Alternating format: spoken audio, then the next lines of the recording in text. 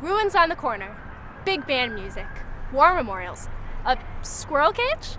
Centennial Park here in Holland, Michigan is not a particularly imposing landmark. The casual observer could easily overlook it or write it off as just another park. To visit this place today and fail to recognize its unique past, however, would do it a disservice. From European market to cow pasture to gathering place and emblem of Holland pride, Centennial Park possesses a rich and fascinating history that reflects on the greater patterns of the urban Greenspace movement in the late 18 and early 1900s. Situated within this greater movement, Centennial Park engendered both civic and national pride in its use as a gathering place and as a pocket of natural beauty. Meanwhile, Holland's status as a small but budding Dutch-American town also caused the park to develop its own unique dynamic. To understand how Centennial Park both reflected and differed from the broader trends present during the early stages of its development, and how this informs our current understanding of the park, let's start at the beginning. In 1848, just a year after founding Holland, Albertus van Raalte set aside a portion of the land that would eventually become Centennial Park. The founder of the city, Dr. van Raalte, and his early followers came here in 1847, envisioned the park as part of a so-called European marketplace. They were familiar with marketplaces in Europe where products, produce, livestock, and so forth were sold. And so they wanted to duplicate that, apparently, when they arrived here. The space was named Market Square accordingly. However, Market Square was only briefly used as an actual marketplace. As the square was open land with no particular landscaping, some farmers used it as a grazing pasture. That is, until the city founders outlawed such practice and constructed a fence around the space. Then, in 1871, the Great Holland Fire struck. Although Market Square escaped the worst of the flames, the space still came out charred. The park remained unused until 1876, when Mayor Van Landingen proposed a new plan for Market Square. In response to a call by Michigan Governor John Bagley to mark the United States Centennial Year, Van Landingen proposed new landscaping that would completely repurpose the former Market Square. After some deliberation over the new name, the City Council settled on the name Centennial Park, in keeping with honoring the nation's anniversary, and formed a committee to continue the development of the space. Only about a century before these events, the concept of public parks was not common in Western culture. The movement for public green spaces emerged in the late 18th century British Isles, where aristocrats began to create arboretums, green spaces meant to preserve nature and act as pockets of natural perfection. These arboretums consisted primarily of a wide variety of planted trees and smaller plants.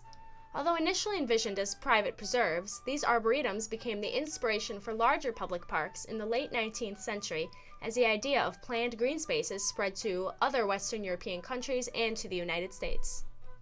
Public arboretums, as opposed to private, began as a way to extend the benefits of green spaces to the middle and working classes, especially in emerging industrialized and heavily populated cities. These same principles underlay the shift from public arboretums to public parks. The creators of early public parks developed them as beautiful, natural-looking spaces meant to improve health and morale in over-industrialized towns. They intended parks to promote middle and upper-class ideals of education, culture, and overall civilized relaxation and enjoyment. By the late 19th century, the transatlantic exchange of park ideas was on the rise. Both in Western Europe and in North America, as stated by historian Sonia Dumpelman, public parks were considered a signifier of social, political, and cultural progress. It was in this context that Centennial Park was born in 1876. Unlike rapidly industrializing metropolises where green spaces contrasted heavily with their surroundings, Holland was a small community. Still, like many of its counterparts in larger North American cities and in Western Europe, Centennial's early stages of development revealed a particular concern for its beautiful and natural appearance. The original plan for Centennial Park called for a knoll in the land center to be removed, replaced with an ellipse, and decorated with a centennial pole commemorating the nation's founding. Yet the Holland community generally wanted the knoll to remain, keeping with the park's natural landscaping. In the end, such was the controversy over this question of natural beauty that the park's original committee resigned angrily and a new committee assembled to complete and execute the park plan with the knoll intact. This communal concern for beauty was also evident in the story of the old townhouse that once stood on the park's northwest corner. Built in the 1860s and moved to the intersection of 10th and River in 1868, the townhouse performed various functions over the years, from city hall to jail to the fire station. By the late 1880s, however, the building was in a bad state. 1880s, Centennial Park had already been spruced up. Now it was a formal park, but this stupid building was still there on the corner. It was an eyesore. Although the council wanted to tear down the dilapidated structure, the city continued to delay its removal until 1887, when the structure caught fire for the third time in a few years, likely due to arson. So now the building stands in semi-ruins until finally the city council agrees we'll tear it down. The editor of the Holland City News greeted this news with barely restrained happiness. While the news does not want to be placed in the position of countenancing incendiaries of this nature, we cannot help but feel thankful that there is now a prospect of this eyesore being completely removed, and the park devoted to no other purpose than that for which it is intended. This pointed concern for the development of the park reflected a desire similar to that of park planners in well-developed larger cities, that public green spaces be untouched pockets of nature. Filled in. So by 1890 now, Centennial Park was whole. The building had been eliminated, and now you've got a complete park. Centennial's directors continued to demonstrate a concern for aesthetics even in later years around the turn of the century. Around this time, Centennial Park saw the additions of seating, sidewalks, lights, a fountain, restrooms, and flowers, including Holland's famous tulips. Furthermore, it was in 1922 that the idea of installing a Van Raalte memorial statue was first proposed. These improvements to Centennial Park over the years indicated great pride in Holland's appearance and in its historical roots. In addition to displaying a concern for creating a natural and beautiful park, the stories of the townhouse and the knoll remind us that even the small park in a small city formed within a bigger context. Perhaps it is unsurprising that the citizens of Holland wanted their new park to look pleasant and green. Yet what seems logical to us today was perhaps more complex in the late 1800s. Had Holland simply mimicked the earlier development of larger cities, its citizens might not have incorporated something natural in its center until the city had grown significantly more crowded and industrialized. Yet, whether as a direct response to the wider movement or due simply to the natural beauty of the area, the idea of public green spaces reached the Holland community and manifested itself in Centennial Park. Although Centennial Park was shaped in part by a wider national movement, it was also shaped by the local community. Shortly after the park's founding, the city invited all residents of Holland to come help plant trees in the newly repurposed space. Even though the event was delayed by the rain, a significant host of townspeople still turned out to make a mark on the space. In this sense, the early Centennial Park was quite unlike large green spaces such as Central Park in New York City. Central Park's designer, Frederick Law Olmsted, disregarded potential working-class input and instead imposed upper-class ideals of how the working-class public should enjoy the space. Even somewhat smaller parks in large cities, like New York's Tompkins Square Park, posed problems for the working-class communities who wanted more ownership of the space. The city established Tompkins Square Park in hopes of raising property values and retaining some wealthier residents. However, the German immigrants who lived in the area used it as their own gathering space in ways that conflicted with the ideals of the park's upper-class creators. Back in Michigan, the citizens of the much smaller and newer town of Holland seem to have been much more directly involved from the early stages of Centennial Park's development. The town's size and relative socioeconomic homogeneity meant that the park's design could serve the entire population, allowing Holland citizens a sense of ownership of the space. This idea of civil ownership was unique at the time, as it was not fully implemented in larger cities until much later, after the turn of the 20th century.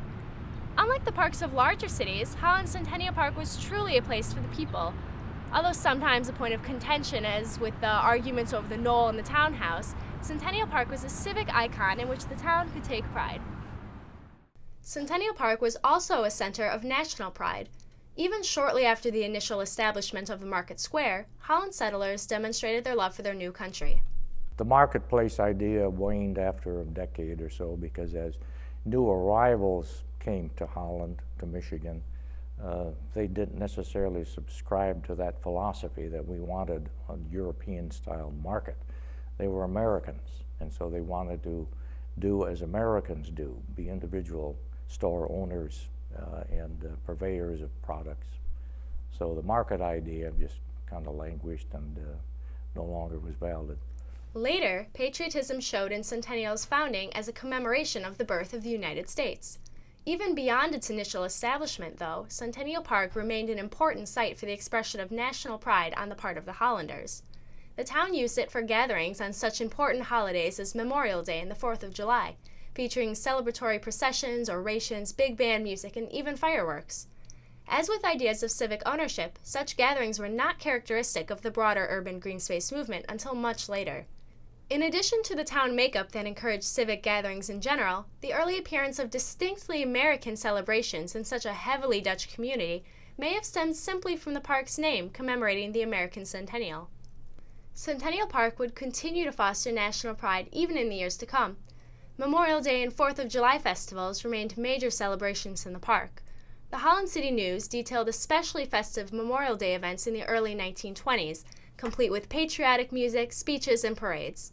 Although Centennial Park never became a venue for political rallies per se, one writer from the Holland Evening Sentinel in 1928 looked back fondly on the patriotism shown in years gone by. The park was always a center for political speeches of all sizes and kinds. As a public meeting space for programs and band music and general discussion for beauty, Centennial Park has amply justified the expectations of the founder of Holland. Hollanders also used Centennial Park to recognize and support war efforts. In 1908, 2 Civil War-era howitzer guns were placed in the park, though they were later donated as scrap metal during World War II. In late 1912, the first war memorial was installed in the park, commemorating Civil War Union soldiers. Patriotism even showed in the landscaping when, in 1914, citizens planted flowers in the shape of the American flag. All these expressions of national pride within Centennial Park reveal its unique position as a locally important venue whose history drove it towards broader connections to the United States at large. This modest park that began as a commemoration of the nation's 100th anniversary became a space where Holland citizens could examine and celebrate not only local culture, but the culture of the country as a whole. Though Centennial may seem insignificant on a national scale, these early stages of its development demonstrate the power of public gathering spaces to extend a community's vision beyond its isolated borders. Although its use as a gathering place appeared early in Centennial's history and ahead of the wider movement, the park did mirror a different critical shift, the shift to more recreational park purposes. Around the turn of the 20th century, especially in the United States, the park movement had begun to change. This new movement focused on more active recreation rather than on passive enjoyment of the natural environment. Generally speaking, public parks across the nation were no longer quiet pockets of nature meant solely for resting and contemplation. In larger cities, recreational departments and even a national playground association sprung into being. Some, like Boston, began to install zoos and auditoriums in their park systems. Even some smaller cities made the move to include outdoor recreational facilities like skating rinks and tennis courts in their parks. Although Centennial Park never installed recreational facilities on a particularly grand scale, it nonetheless was heavily influenced by this shift. Recreational park additions and events starting around the turn of the century included a regional farmers' picnic, a new fishing pond stocked by citizens from the surrounding community, a bandstand to be used for music concerts, a tree lighting ceremony, and a Christmas caroling tradition. All of these attractions, in addition to promoting more active recreation, continue to allow each citizen to contribute to their community park. Then, in 1913, the Holland City Park Board elected to create a squirrel cage, further demonstrating an increased focus on recreation. When Centennial's directors saw that Ann Arbor, Michigan had successfully implemented a squirrel cage, they wanted the same for Holland. Park directors saw squirrels as a way to make the area more friendly and entertain the local children. Although in later years the cage was eventually removed, and although it wasn't a full-fledged zoo installed by some cities, the Centennial Park squirrels were a popular attraction. While Centennial Park did not perfectly align with the changes of the wider movement at the turn of the 20th century, shifts in park purpose nationally and worldwide heavily influenced it. Yes, Centennial Park had been used as a gathering place from early on. However, that was only one facet of the evolving broader Greenspace movement. Centennial Park did not begin to employ a more recreationally focused attitude until the early 1900s. A great deal of purposeful idea swapping occurred across large cities, both nationally and internationally, and Centennial Park directors specifically began to look at other towns such as Ann Arbor for recreational inspiration. Centennial Park was reflective of parks across the nation at that time and paralleled the movement for recreational space, but on a smaller scale that took into account the interests of Holland's own community. In the end, Centennial Park's history is inseparable from the physical space that we enjoy today. The park has undergone many changes over the years, both in aesthetics and in purpose. Its early years, in the midst of a movement that emphasized the need to break away from pollution and business of urban life, assigned it the role of city gathering place and source of civic and national pride. Later, with the widespread desire for parks to become recreational spaces, new additions to Centennial Park allowed for more active participation and enjoyment, all with the continued goal of engaging the Holland citizens and beautifying the space. This small and somewhat unassuming park in the center of Holland may seem isolated from the bustle of the city, from the country, and from the world at large. Yet, even from its roots, Centennial linked the small city of Holland to broader cultures and communities, developing in many ways in tandem with the wider Greenspace movement that made its way from the British Isles to Midwestern North America. Meanwhile, Centennial Park's beginnings reveal a distinct space that grew out of the unique influences and personalities of the emerging city of Holland. So, when you next visit Centennial Park, whether for an organized event like Tulip Time or simply to take in the surroundings, remember that its importance extends far back in time and far beyond the city of Holland.